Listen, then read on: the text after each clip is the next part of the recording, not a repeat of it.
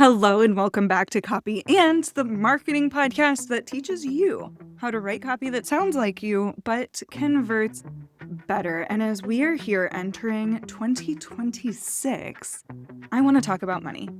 We're going to talk about how to talk about money on your sales page. In the last episode, I told you what your sales page needs to have to convert this year. And I got a lot of heat on Threads recently for talking about this, but one of those key things is you need to talk about money. Especially in the online business space, where people are trying to compare apples to apples, it pays to be super clear about what you offer, what's included, and what that baseline cost is going to be.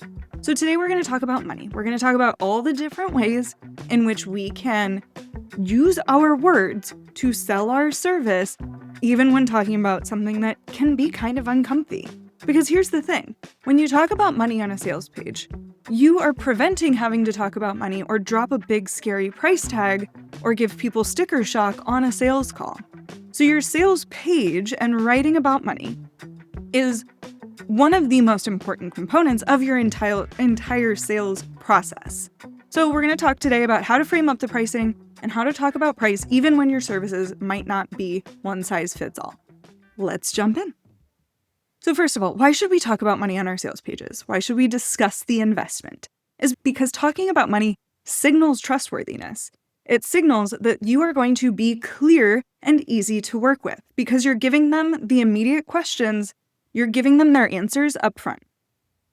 And it's an opportunity to build perceived value. Money is a sensitive topic, especially I'm American. In my culture, money can be a sensitive topic. I remember vividly being told as a kid that there are things that we don't discuss with people are money, politics, and health. It's at the top of the list of things that people don't like to talk about. So I want you to be able to build this perceived value so that, one, people can absorb this information more comfortably. We are making your work more accessible. And when they know how much it costs, then when they get on your calendar for a sales call, you don't have to be uncomfortable by dropping a big number on them. And they're already prepared to make the investment, so those sales calls can turn more into scoping calls where you really lay out, this is what I can do for you within this budget, and that number becomes a lot easier to talk about. So let's talk about how to frame up your pricing as a hell yes. And I'm going to take a half a step back here. So when I go through this list, I have 4 ways that you can really frame up the ROI of what you offer. However, what I don't want you to hear is 2 things. Do not take away that you need to do all of them. And do not take away that you need to throw everything in the kitchen sink for your offer to be valuable.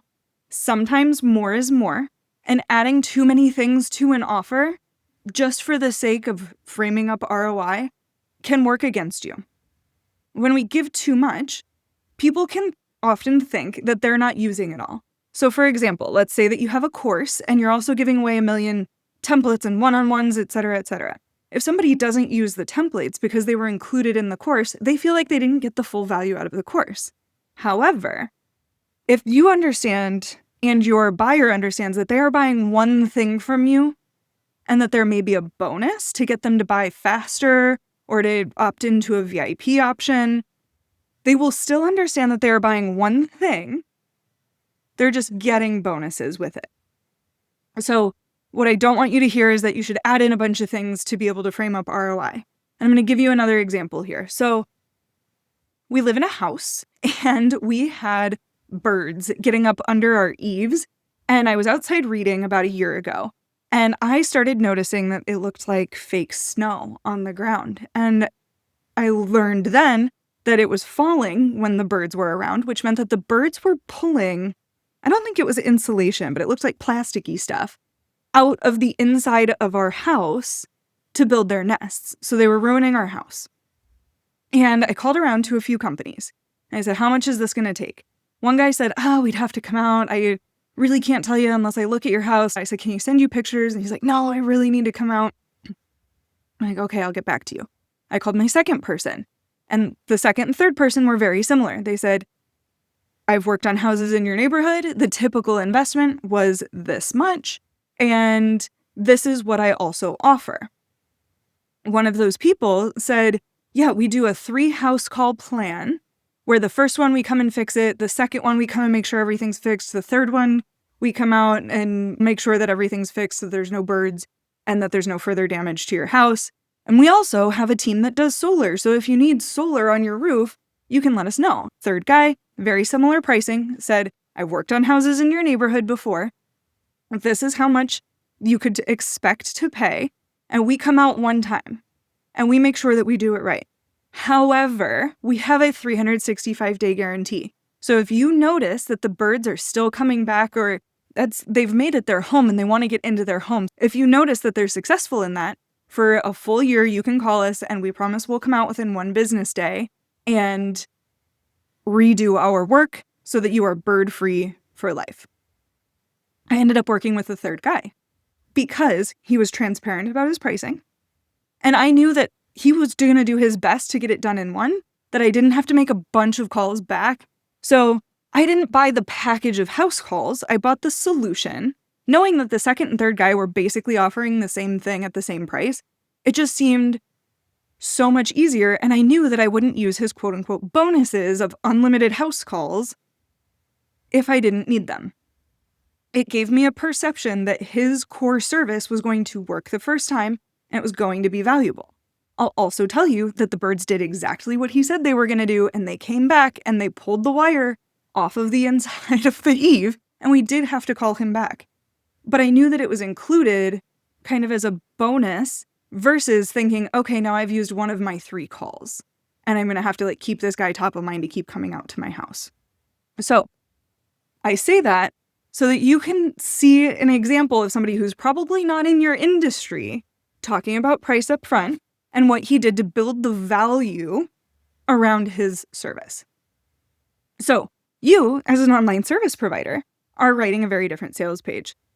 In my last episode, I talked about how to build from the top of the page all the way down through the problems and the solutions to get to this investment section to make the investment an absolute heck yes for your readers.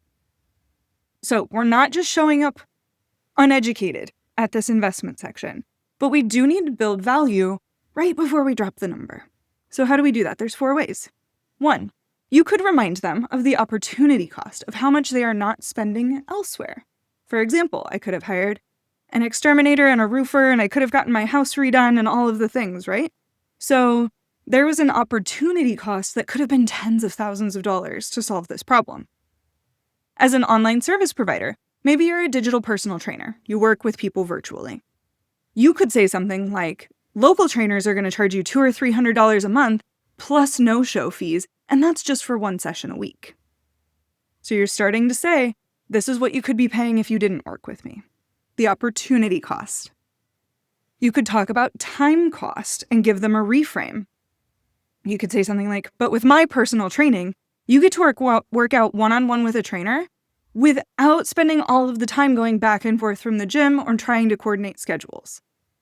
So I'm making it out to be that this is just a time obligation for when we're working together, not all of the other time I would waste in my life just trying to get to be one-on-one with this person.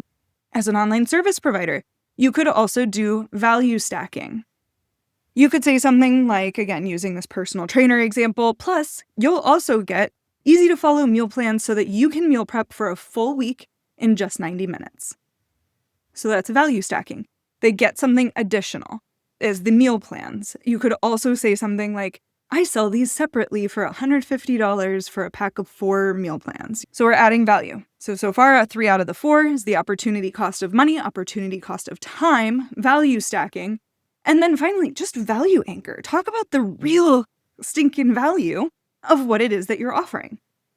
So if this is a personal trainer, they're saying, healthy people save money.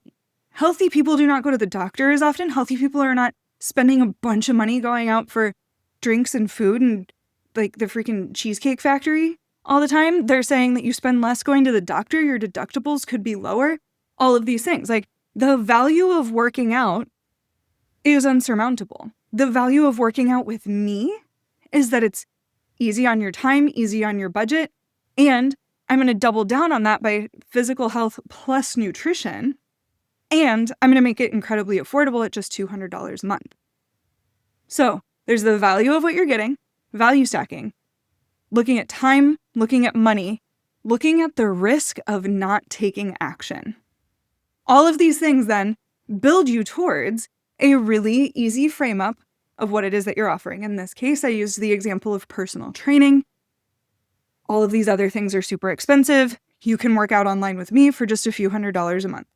This would be a perfect package for somebody who has preloaded workouts and it's all there and every client gets the same thing. But what if you're somebody like me who's a bespoke service provider? I always say that every business I work with gets copy that sounds like them but converts better. That's absolutely true. However, I just worked with a client who had a 2-month-long launch window. She needed 27 emails, 2 sales pages, opt-in pages, checkout pages, thank you pages. Like, she needed the works. A lot of my clients are just like, hey, Sam, it's the beginning of the year. I've tinkered with my sales page so many freaking times that I don't feel like I know that it says anything correctly anymore. Can you go in and rewrite my sales page? And that's like a relatively small project, right? So I need to get people on the phone and I need to talk to them so that I can scope things for them. So how do I do that when my services aren't one size? How do you do that when your services aren't one size? You have a huge opportunity for case studies. Case studies can also be used as blog posts. You can put them on Pinterest, just about anywhere for content repurposing. Case studies can really grow legs for you if you want them to. They can help with your SEO. They can add additional pages to your website. You could say, here's an example of a more robust project. We worked on X, Y, and Z. These were the outcomes that they got. Their investment was between X and Y. And then you give another project example that's something that's smaller so that you say, this is what's typically included for a small project. Common investment is $3,000. So you can give a range, or you can just add words around it that are a caveat that the typical investment is $3,000. You could also give a starting point. So one-on-one projects starting at $2,500. Then the next step is to get on a scoping call. How will they understand that? Because you will put that on the button. To understand what this looks like for you, get on my calendar here. It's that easy. So, do we want to have pricing on our website? Yes, absolutely. To create clarity, desire, and ease for your readers. To create clarity, desire, and so much ease for yourself in your own business. You can do that in 4 ways. There's a lot of ways, but my favorite are the opportunity cost of money, the opportunity cost of time, value stacking, and value anchoring. Just really driving home the value of what it is that you do. I want you to come at your sales pages from a place of abundance. I want it to be so freaking easy to choose to work with you. Your investment section is just one part of your sales page. So if you're like, Sam, what the heck goes on the rest of my sales page? Go back an episode. I talk more about the 3 keys of the 3 key areas that should be on every sales page. And of course, know your audience. If your audience has more questions, then put that on your sales page. Your sales page should be full of exactly what your people need to know in order to buy. When you know what your people need to know to be able to buy, that's your outline for your sales page. That's where you go back, fill in the details, and hit publish.